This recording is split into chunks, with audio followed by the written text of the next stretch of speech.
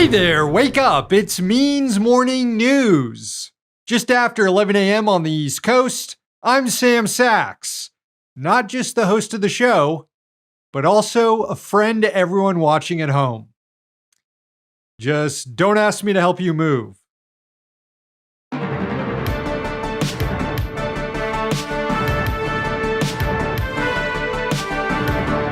And we begin in the United States Senate, where Democrats are preparing to cave on funding for the Department of Homeland Security.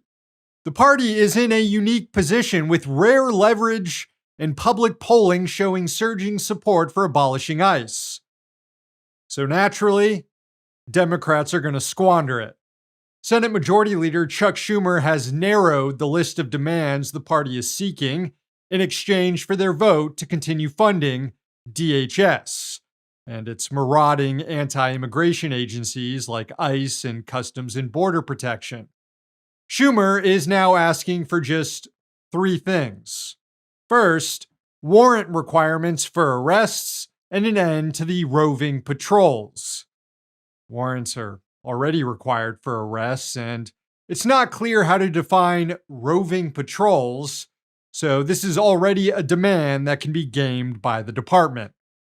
The second demand is the establishment of a uniform code of conduct for DHS agents, which, again, already exists, but is simply being ignored by the administration. The problem isn't just that federal agents are rampaging thugs, it's that they're being rewarded by the White House for being rampaging thugs. The third demand is that agents take off their masks, wear body cams, and show ID, which would be helpful. But as we've seen with traditional law enforcement, body cams don't prevent cops from abusing people. And we've seen DHS agents willing to murder people when surrounded by a dozen bystanders with cameras. Also, anti-mask rules will end up just being used against protesters as well. Other more robust demands put forward by progressives, like an end to the various metro surges around the country, the termination of arrest quotas, and prohibitions on detaining U.S. citizens, seem to have all disappeared. And no one in leadership is talking about abolishing ICE anymore.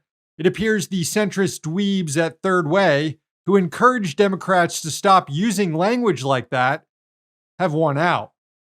Hell, no one in leadership is even discussing the possibility of reducing DHS's funding.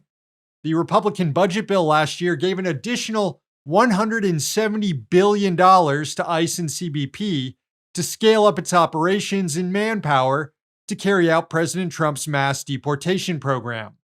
It's this essentially blank check budget that is powering the kidnappings and the murders and the constitutional abuses we see on the streets of American cities.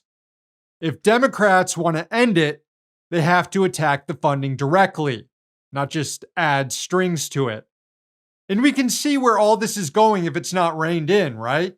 Already, ICE and CBP are operating beyond their statutory roles of immigration enforcement, and instead, like the president's own security forces. Their ranks are filled with Trump loyalists and goons who see an opportunity to carry out their sick, violent fantasies. The agencies are conducting broad surveillance on Americans who dissent against Trump. And as journalist Ken Klippenstein has been uncovering, DHS is now compiling lists of U.S. protesters. This is from his latest reporting. Quote, "There are more than a dozen secret and obscure watch lists that Homeland Security and the FBI are using to track protesters, both anti-ICE and pro-Palestinian, Antifa, and others who are promiscuously labeled domestic terrorists. The secret lists and applications go by code names like Blue Key, Grapevine, Hummingbird, Reaper, Sandcastle, Sienna, Slipstream, and Sparta." There's also an election component here. The DHS deployments have been entirely to blue cities and states that voted against Trump. The Department of Justice has used these surges to demand that states turn over their voter rolls. And Wednesday's raid on the Fulton County election hub in Atlanta, in which the FBI seized ballots and voting records from the 2020 election, should be a giant warning sign of things to come. DHS will play a role in the White House's plans to subvert elections and seize power. And if Democrats aren't willing to do anything right now to stop the unfolding disaster, then they may as well just disband. With the absence of any real opposition party in America, it falls on the citizenry to resist this resurgent fascism. Tomorrow marks another day of action, building off what Minnesotans achieved last Friday with their general strike and mass demonstrations against ICE. Activists, civil rights groups, labor unions are calling on people around the country this time to skip school, skip work, and skip shopping on Friday for a national shutdown. According to a website set up by organizers, actions are already planned for hundreds of cities, so there's likely something going on near you, wherever you are. The team here at MMN and Means TV plan to heed the shutdown call. We're going dark tomorrow, no show. So you can take the opportunity to go outside, find an ICE agent, and call him a fucking fascist. All right, now to the Senate Foreign Relations Committee, where Secretary of State Marco Rubio testified in defense of President Trump's imperial land grabs and wars of regime change. Over the course of nearly 3 hours, Rubio laid out the neo-colonial control the U.S. is exerting over Venezuela after the kidnapping of President Nicolas Maduro. He confirmed the White House is now also seeking regime change in Cuba, and he outlined how President Trump's demands on Europe, with regard to NATO, are really about destroying the left in the social welfare state. Remember, this is the guy the Senate confirmed to be Secretary of State in a 99-0 vote. First, to Venezuela, here was Rubio describing to Democratic Senator Jeanne Shaheen the level of control the U.S. currently has over the country's oil and economy. On the sanctioned oil, the oil that requires U.S. permission to move, that oil, the proceeds of that oil, which, by the way, is being sold at market price, not at the discount Venezuela was being forced to sell, is being deposited into an account that ultimately will become a U.S. Treasury blocked account here in the United States. They will submit, we will, at the front end, say this is what this money can be spent on these things. We will submit to them, they will submit to us a budget request. We want to use this money for these things. And part of the proceeds will go to fund a audit process to make sure that that's how the money is being spent. And that's how we intend to handle those funds in the short term. Of course, the only reason why Marco can get away with dictating to Venezuela how it spends its own money is because the interim government of Delcy Rodriguez is under constant threat of assassination and military invasion. In prepared remarks to the committee, Rubio said the U.S. could use further military action to compel the Rodriguez government. The U.S. Navy already has a blockade imposed around Venezuela, and the CIA is reportedly trying to establish a base in the country. But none of this, according to Rubio, constitutes an actual war. Because if it did, as Rubio knows, the administration would need approval from Congress. Instead, Rubio characterized all this as simply a law enforcement operation. But that logic collapsed immediately when Rubio was under questioning from fellow Republican Senator Rand Paul. So I would ask you, if a foreign country bombed our air defense missiles, captured and removed our president, and blockaded our country, would that be considered an act of war? Well, I think your question is about and I will acknowledge you've been very consistent on all these points the entire career. It's hard for us to conceive that an operation that lasted about 4.5 hours and was a law enforcement operation to capture someone we don't recognize as a head of state, indicted in the United States, wanted with a $50 million bounty. My question would be, if it only took 4 hours to take our president, it's very short, nobody dies on the other side, nobody dies on our side, it's perfect. Would it be an act of war? We just don't believe that this operation comes anywhere close to the constitutional definition of war. But would it be an act of war if someone did it to us? Nobody dies, few casualties, they're in and out. Boom, it's a perfect military operation. Would that be an act of war? Of course it would be an act of war. I'm probably the most anti-war person in the Senate, and I would vote to declare war if someone invaded our country and took our president. Hey, look, it's one of the 2 times a day in which Rand Paul is actually good and correct. The senator is touching on something crucially important here, because if the administration is allowed to carry out undeclared wars in Venezuela, it will do so elsewhere, like Cuba.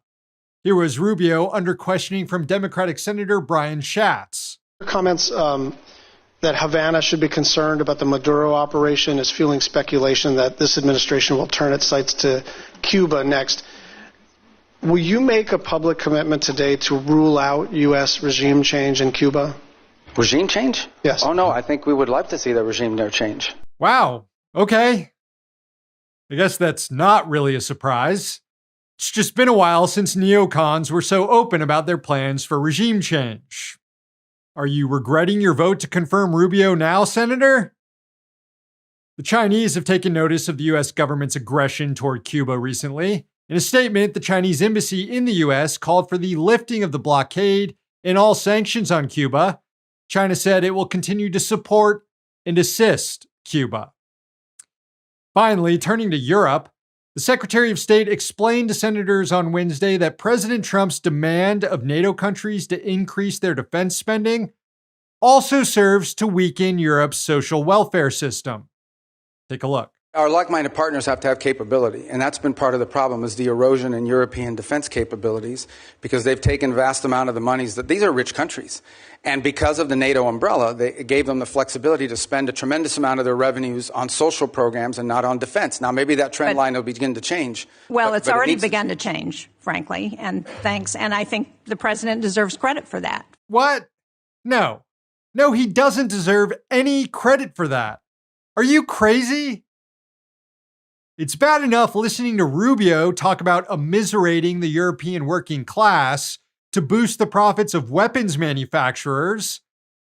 But then you have to hear the Democratic ranking member of the committee, Jeanne Shaheen, actually say that's a good thing.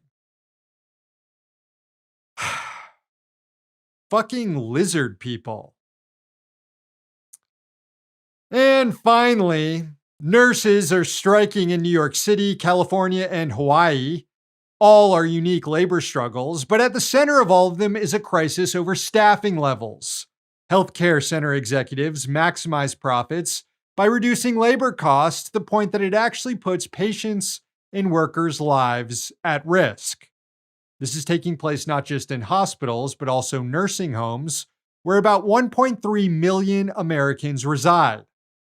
A rule was finalized during the Biden administration that would have established minimum staffing levels for nursing homes to ensure adequate care. The short staffing problem is so chronic that it was estimated the new rule would save 13,000 lives a year just by mandating things like a registered nurse being on site 24 hours a day and requiring a minimum of almost 3.5 hours of nursing care for each resident each day. Nursing home executives didn't want to cut into their profits to staff up to meet the requirements of the new rule, so instead they just bribed the president, and it worked. Here's how it all went down, according to the New York Times. Quote, starting in early August, the industry began making donations that over the course of weeks would eventually total nearly $4.8 million to MAGA Inc., a super PAC devoted to Mr. Trump and run by his allies.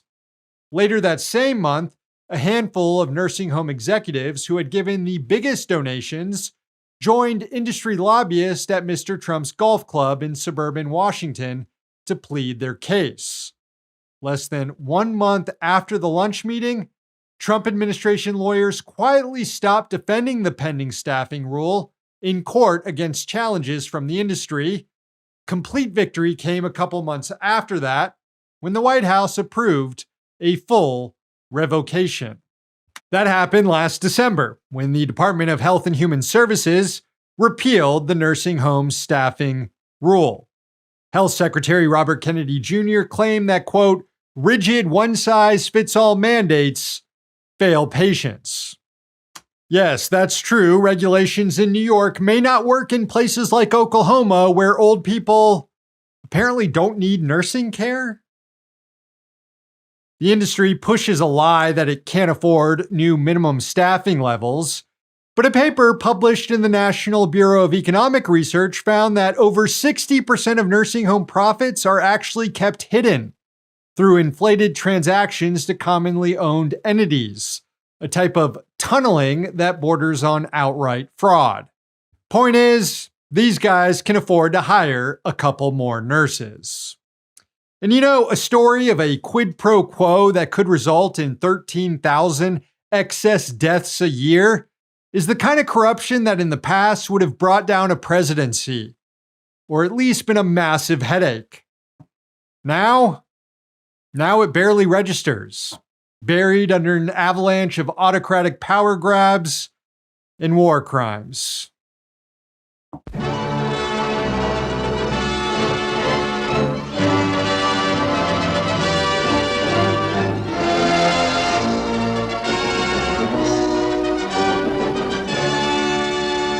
For this week in working class history, we're rolling it back to 1938 San Antonio for the pecan shellers strike. Or is it pecan? Not really sure. You know what? We'll try it both ways. How about that? Anyway, this week, that year, roughly 12,000 pecan shellers went on strike for higher wages. At the time, Texas was the center of the pecan industry. Hundreds of shelling factories stretched across the state, producing about half the nation's stock. The work absolutely sucked. Long hours, dismal conditions, and long-term health risks. The rate of tuberculosis in the area was elevated, likely due to workers constantly breathing in dust from the pecan shells. And the pay was bad too, about $2 a week. That's working 7 days a week, 10 hours a day. Majority of the workforce were women, mostly Hispanic women. They were organized with the International Pecan Shellers Union, Local 172, which was affiliated with the United Cannery Agricultural Packing and Allied Workers of America. When several companies in the area attempted to actually lower pay for shellers, they went on strike. The picket was led by Emma B. Tenayuka, a member of the Workers' Alliance, a radical organizing group founded years earlier by the Socialist Party of America. The strikers were beaten and arrested by the police and crammed into overcrowded cells. Later, a panel convened by the Texas governor found that police violated the workers' civil rights. Despite the attacks, the women remained on strike for more than a month, and they were able to secure pay raises through an arbitration panel. The shellers' wages were increased again later in the year when Congress passed the Fair Labor Standards Act that established a 25-cent minimum hourly wage. Within a few years, though, the pecan shelling companies switched over to automated technology, which led to mass layoffs. Thanks to the team at Working Class History for giving us access to their archives. They're on social media with more on the pecan shellers strike. You know what? I think I'm going to stick with pecan. Also, learn more about other events that happened this week in history, including the 1918 Finnish Revolution, the 1919 Fort Leavenworth prison strike, and the 1957 New York City bagel bakers strike. Back with more next week.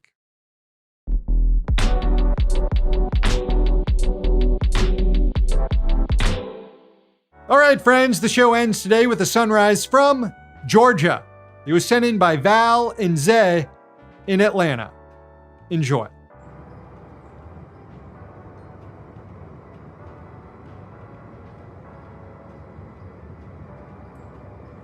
Thank you, Val. Thank you, Zay. That's the show. Thank you for watching, and thanks to the team behind the scenes. Find more MMN at means.tv. We also have YouTube and podcast channels, and you can find us on Twitter, Instagram, and Blue Sky. One day capitalism will fall. Until then, we'll be right here. Except for tomorrow. Tomorrow is a day for the streets. We'll see you again next week.